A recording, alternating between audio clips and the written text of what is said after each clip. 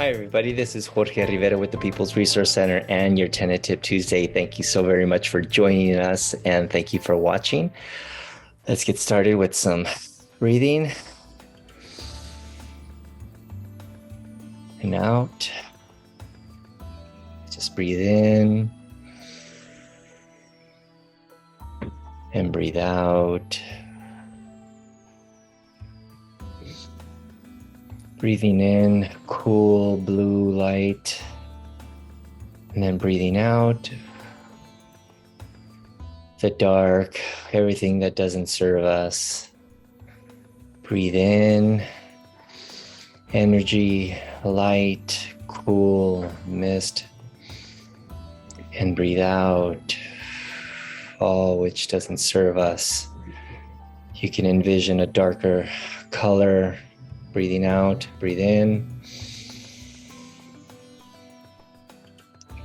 and breathe out. And one final inhale, and hold. And slowly breathe out.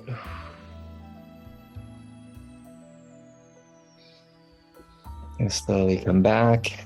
You can move around, jiggle around, come back into your body. Whew. All right, now that we're grounded, let's get started with this week's Tenant Tip Tuesday. Again, thanks for joining us. And we're going to continue on last week's theme, which is around unlawful detainers. We covered that an unlawful detainer is a legal action to try to gain the property back, which is why it's called an unlawful detainer, because the owner is suing to try to get back the property that a tenant is supposedly detaining unlawfully. And so when you get an unlawful detainer, this usually starts after you've already received a notice, like a 30-day notice or a 60-day notice or a 3-day notice, pay or quit. After that, they usually file an unlawful detainer and they go to the court, they submit their paperwork. And the next step is they have to serve you with that paperwork. And the way they serve you has to be done properly according to the law. And this is very important because if it's not served properly, then this can be a defense for the actual eviction process. So the way they're supposed to serve you with it is by delivering it to you in person or to somebody that's over 18 years of age that is currently residing in the property.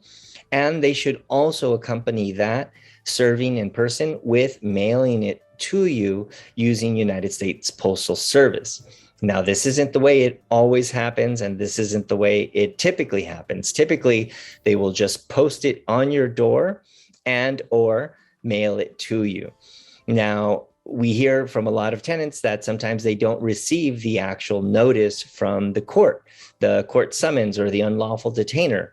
And so in order to ensure that you know that something has been filed against you, the court will usually send you another copy in the mail to make sure that you know that you've actually been served with an unlawful detainer so that you can then respond to that unlawful detainer. Remember, when you get a court summons or an unlawful detainer, it is very important for you to respond within 5 business days. It doesn't include weekends and it does not include holidays. So it's going to be 5 business days, excluding weekends and holidays. Now, it is our recommendation and most attorneys' recommendations that if you get an unlawful detainer, that you seek legal representation right away. If you're living within the county of Los Angeles, you can contact Stay Housed LA, and then they can connect you to free legal representation.